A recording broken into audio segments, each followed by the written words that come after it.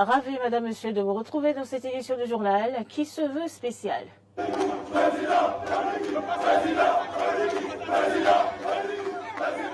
Voilà, vous l'avez remarqué, fin du régime d'Ali Bongo ce matin même, alors que sa réélection a été proclamée quelques minutes avant, avec 64,27% des voix. Les putschistes devant la télévision nationale du Gabon, Gabon Première, ont annoncé avoir arraché le pouvoir à l'homme fort qui y est resté depuis 2009.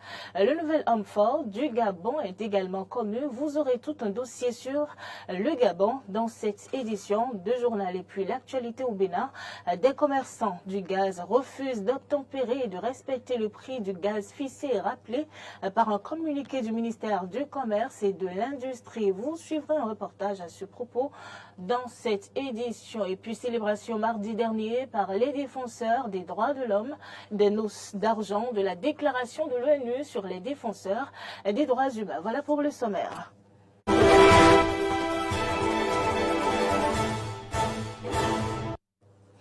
Voilà, coup d'État au Gabon tôt ce matin après la proclamation des résultats de l'élection présidentielle du 26 août dernier. Suivons ici le commentaire que nous propose Morilano Agua.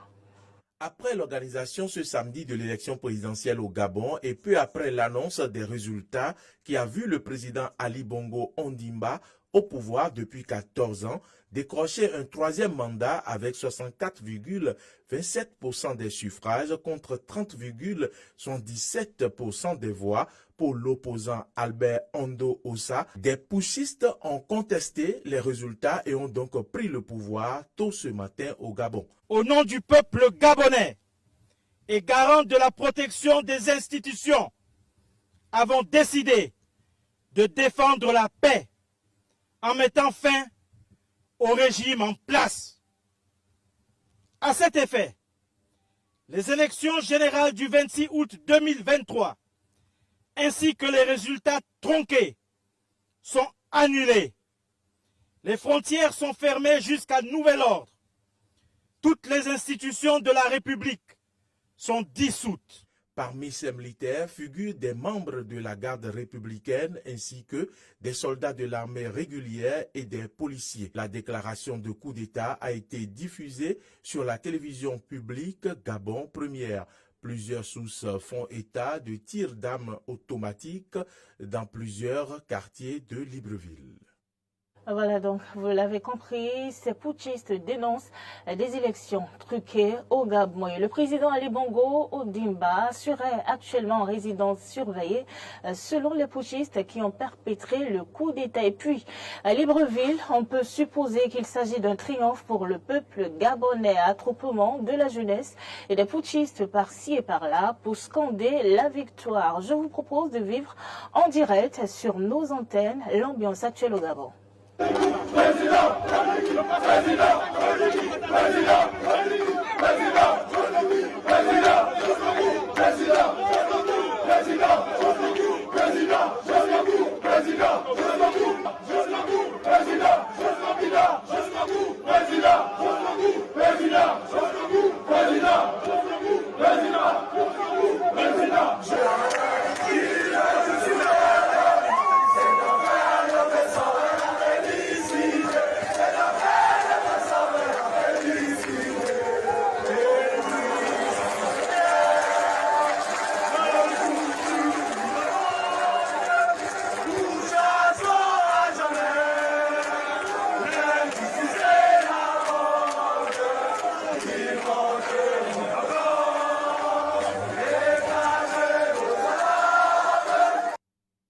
Voilà, vous l'avez compris, l'actuel homme fort du Gabon a pour nom Brice Clotaire Oligui.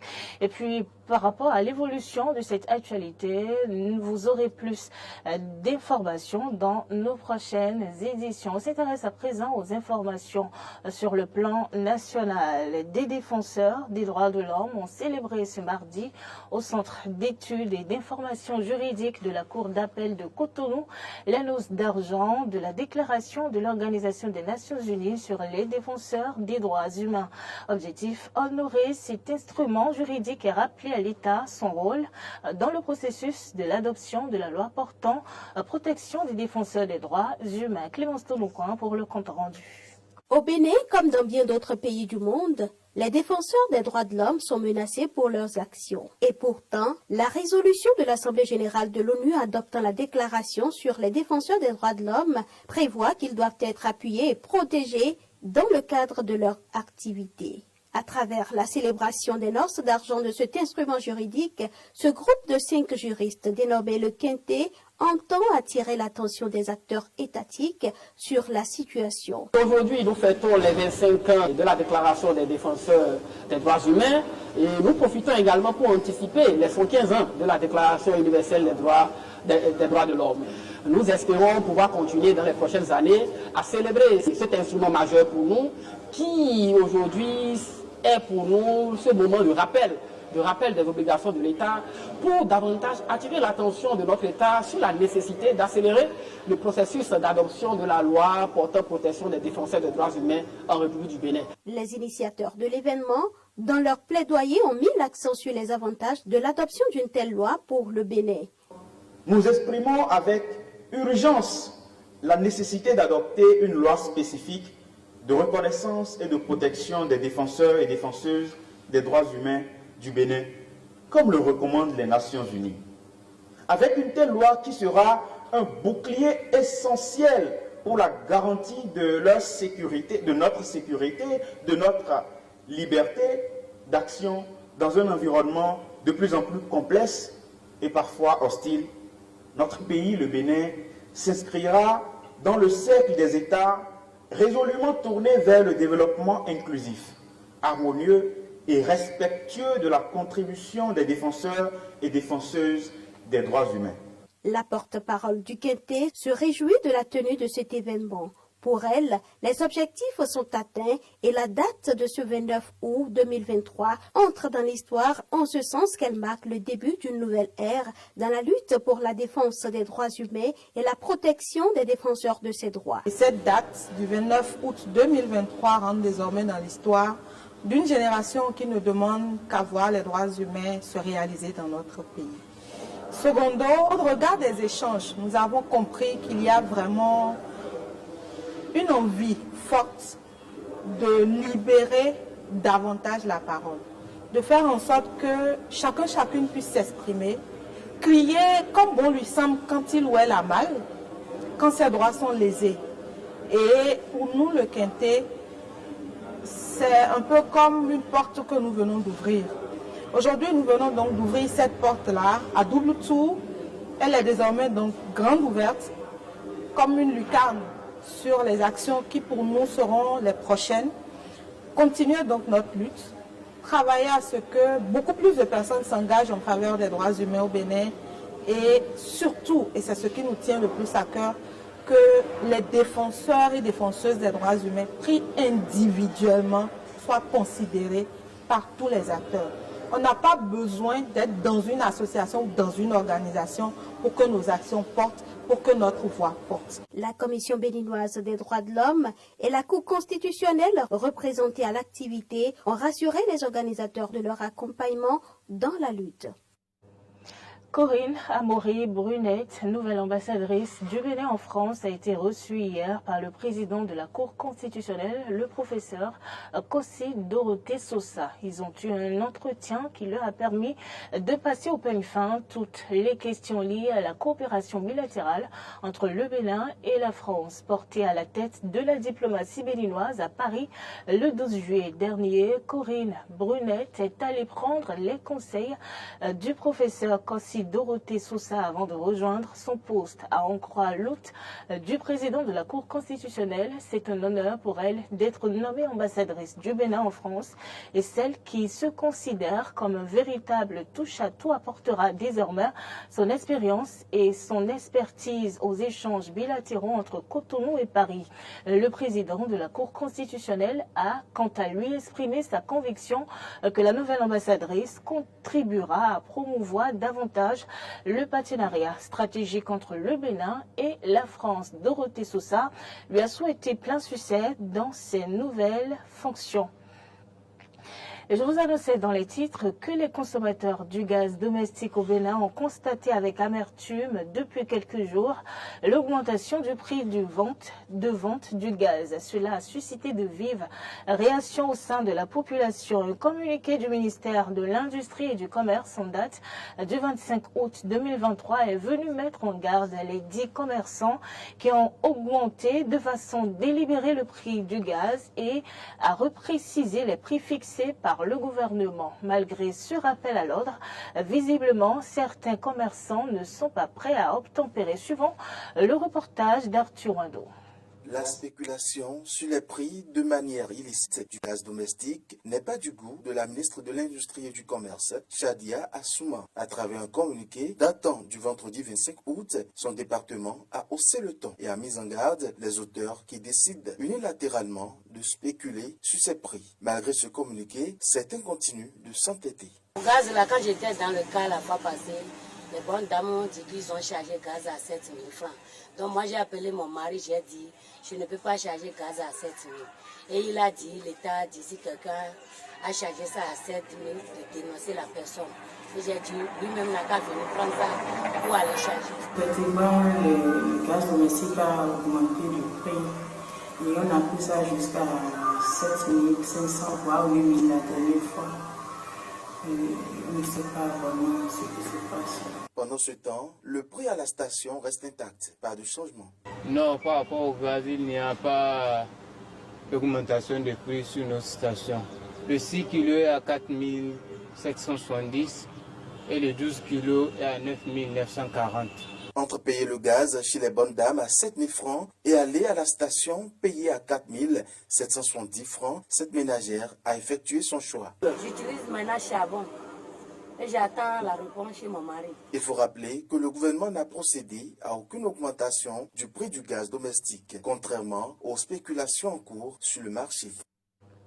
Et justement, à la suite de ce communiqué en date du 25 août, la directrice générale de l'industrie et du commerce du Zoo et des collines, Rachidat Adegoke, et ses collaborateurs déférant aux instructions de la ministre de tutelle Sadia Assoumane sur la spéculation observée relativement au prix de vente du gaz domestique ont effectué une descente dans les communes du Zoo. Objectif, vérifier évidemment si le communiqué du ministère en date du 25 août est suivi par les fournisseurs de gaz domestique. Les fournisseurs de gaz véreux ont été épinglés et reçoivent également de cette descente que le prix fixé par le gouvernement est quasiment respecté sur la quinzaine de points de vente visités par cette délégation. Les informations en dehors du Bénin à présent. Le Zimbabwe a convoqué des ambassadeurs de l'Union européenne à la suite d'un rapport accablant des observateurs européens sur la manière dont se sont déroulées les récentes élections. Reportage. La mission d'observation électorale de l'UE a déclaré que les droits des électeurs zimbabwéens étaient limités et a suggéré que ceux qui votaient n'étaient pas toujours en mesure de faire un choix libre. Les résultats des élections ont été publiés dimanche et le président sortant, Emmerson Mnangagwa, l'a emporté avec 52,6% des voix. Les autorités affirment que la mission de l'UE tente de discréditer la nation avec des accusations sans fondement et partielles. Le Zimbabwe trouve troublant et regrettable que la mission d'observation électorale de l'Union européenne ait délibérément publié une déclaration générale pleine de fausses déclarations et allégations. En grande partie, le rapport préliminaire ne s'est pas basé sur l'observation sur le terrain et a introduit le monde entier en erreur au sujet du déroulement de nos élections. Le gouvernement a accusé la mission d'observateur de l'Union européenne de ne pas être impartiale, de favoriser le point de vue unilatéral de l'opposition et de passer sous silence les irrégularités auxquelles ZANU-PF a été confronté. Si vous avez remarqué, il y a 2 semaines, ZANU-PF a poursuivi la commission électorale du Zimbabwe en justice pour les dysfonctionnements observés. Ils ont également ajouté que les observateurs sont censés observer le déroulement de l'élection et présenter par la suite leurs recommandations sur l'amélioration du processus que le Zimbabwe, en tant que pays souverain, a le droit d'accepter ou de rejeter. L'évaluation de la mission d'observation est cruciale pour le Zimbabwe car le pays aspire à la réintégration au sein de la communauté des nations et voudrait s'entretenir avec le Royaume-Uni et les États-Unis au sujet des sanctions. Nous condamnons fermement l'intimidation et la déstabilisation des observateurs électoraux légitimes durant la période des élections. Les États-Unis exhortent les autorités locales à partager nos préoccupations et notamment au niveau des efforts de la communauté internationale pour relancer le gouvernement zimbabwéen. Le rival des États-Unis, la Chine, s'est permise d'intervenir et a réagi dans le contexte des élections en affirmant qu'elle était prête à continuer de travailler avec le gouvernement du Zimbabwe. Elle a présenté également ses félicitations à Monsieur le Président Emerson Mnangagwa. La Chine a réitéré qu'elle restait fidèle au principe de non-ingérence dans les affaires internes d'autres pays. Nous avons noté l'existence de rapports sur la contestation des résultats du scrutin. Nous espérons que les partis politiques du Zimbabwe privilégieront les intérêts du peuple et résoudront les différends comme il convient, par les moyens légaux. La Chine adhère au principe de non-ingérence dans les affaires internes d'autres pays. La situation sur le terrain est calme, puisque les gens sont retournés sur leur lieu de travail. Mais elle demeure également tendue car les agents de police sont présents dans toute la ville. Cependant, l'opposition a refusé l'issue du scrutin et dispose de 3 jours pour s'adresser à la Cour constitutionnelle, car la majorité de la population, ici à Harare, n'a aucune envie de protester. Cela s'explique par le fait que certains bureaux de vote du bastion de l'opposition ont ouvert en retard, car des bulletins de vote avaient été apportés en retard. Le président, néanmoins, a mis en œuvre une mesure permettant aux électeurs d'avoir 12 heures supplémentaires pour voter dans les régions concernées. Toujours est-il que le CCC serait obligé de présenter de solides preuves pour justifier le fait que ces élections auraient été volées, comme le prétend le parti. Et puis en Russie, le service fédéral de sécurité dit avoir déjoué un attentat contre des infrastructures stratégiques organisées par les partisans de l'organisation Azov. Reportage. Quelque temps après le début de l'opération militaire spéciale, je me suis mis à aider financièrement l'organisation sur le territoire ukrainien. J'ai laissé mes coordonnées et un homme qui s'appelait Taras m'a contacté. On m'a chargé de collecter des composants pour fabriquer un engin explosif à utiliser sur le territoire russe. J'étais censé les déposer dans les planques dans la région de Kaluga. Une fois cette mission remplie, j'ai reçu l'instruction de quitter la Fédération de Russie. J'ai acheté des billets, mais je me suis fait interpeller par des agents du FSB lors de la sortie du territoire. Fin de ce journal. Merci Madame, Monsieur de nous avoir suivis. Bonne suite de programme en la compagnie d'Eden TV.